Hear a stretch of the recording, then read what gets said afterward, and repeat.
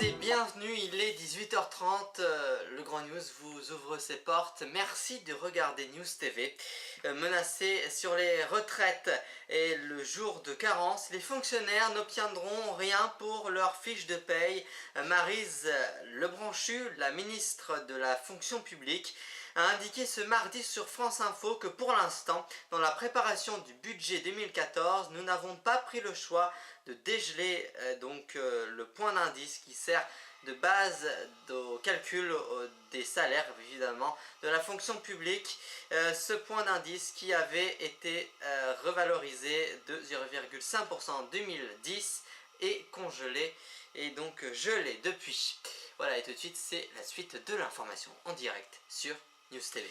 Mais tout de suite donc, il n'y avait pas de petite claque, c'est le slogan à présent qui veut frapper les esprits des parents, pour leur dire que toute violence physique peut avoir un retentissement sur nos enfants. Après celle de 2011, la Fondation de l'enfance lance une nouvelle campagne de sensibilisation de la télé et sur internet, la web, pour tordre le cou aux mauvaises habitudes qui peut hériter de notre éducation, justifie l'association créée en 1977 par Anne Eymon Giscard d'Estaing.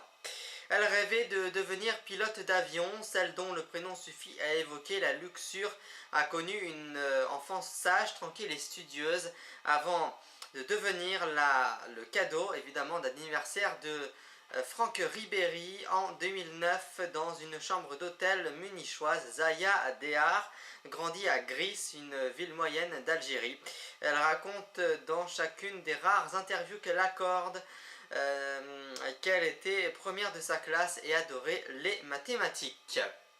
La colère contre la hausse des prix de transport décrétée en début de mois de juin et les dépenses somptuaires engagées pour l'organisation de la Coupe du Monde de football de 2014 ne redescend pas au Brésil.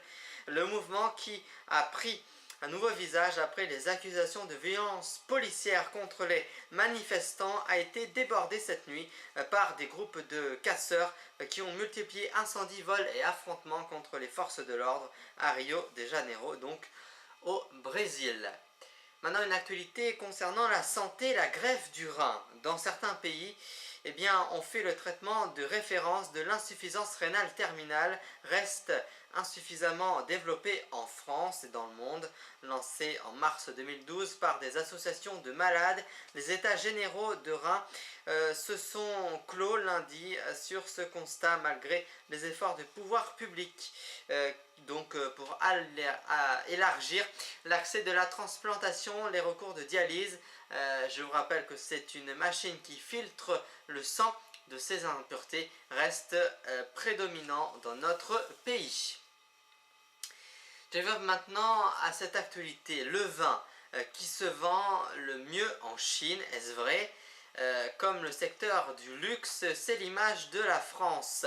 Alors quand, à cause d'une nouvelle agression de Chinois, dans l'Hexagone, les tensions prennent l'allure de guerre larvée, les viticulteurs montent au créneau. Il est indispensable que la France s'excuse et fasse comprendre aux Chinois et à tous les étrangers qu'ils sont les bienvenus ici, souhaite M. Michel, un producteur à côté de Blaye, de Côte de Blaye.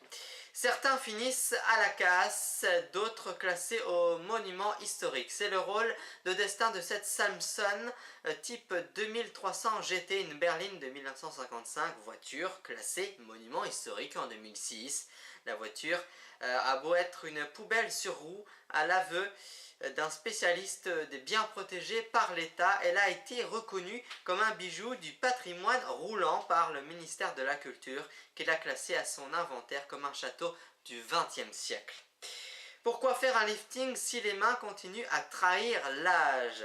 Alors que le visage et le cou, la nouvelle cible des dermatologues et des chirurgiens esthétiques, et le rajeunissement des mains. Cette pratique vise à faire disparaître les disgracieuses taches brunes qui apparaissent après 50 ans ou à redonner des galbes à des mains fripées. Or, la demande des prises en charge du vieillissement des mains qui affiche souvent impitoyablement l'âge, dépasser l'âge de 50 ans bien sûr, et de plus en plus forte, estime la Société française de dermatologie, donc SFD. Voilà, et comme tous les soirs, notre rendez-vous musical ce soir, Dalida est au premier rang. Regardez.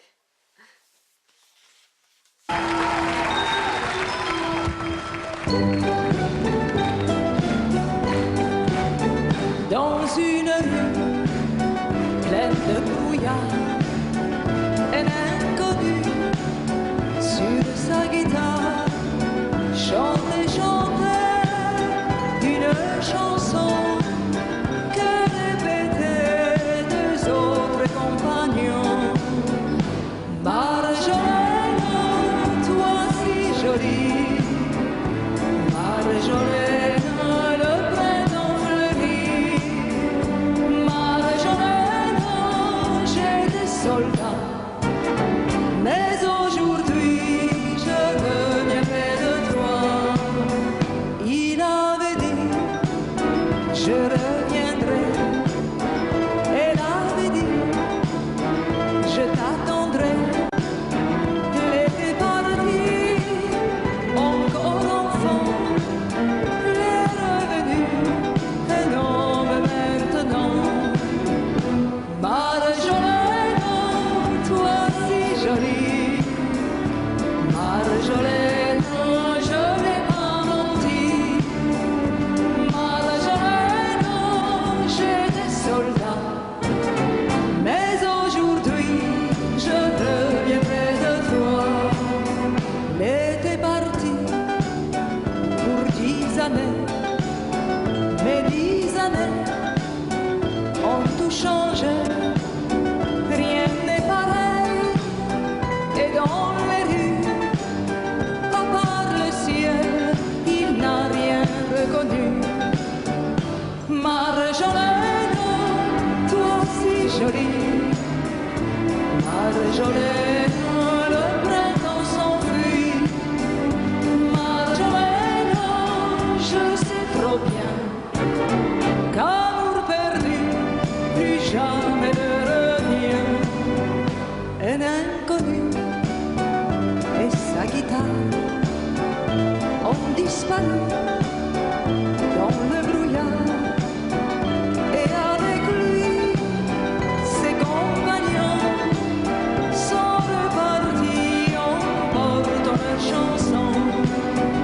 Marjolaine, toi si jolie, Marjolaine, le printemps fleuri, Marjolaine, j'étais soldat, mais aujourd'hui je reviens près de toi.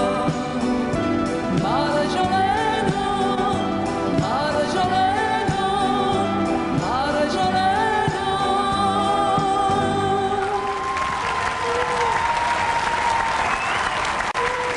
Voilà, puis avant de vous quitter, je vous en rappelle la principale information, la colère contre la hausse des prix de transport décrétée au début du mois et les dépenses somptuaires engagées pour l'organisation de la Coupe du Monde de football en 2014 ne redescend pas au Brésil. Quant au mouvement, qui a pris un nouveau visage après les accusations de violences policières contre les manifestants, a été notamment débordé cette nuit par des groupes de casseurs qui ont multiplié incendies, viols et affrontements avec les forces de l'ordre à Rio de Janeiro. Si nous avons plus d'informations, nous allons vous les communiquer dès demain pour notre rendez-vous à 18h30.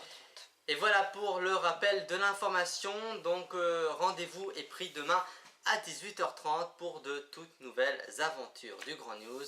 Merci de votre fidélité.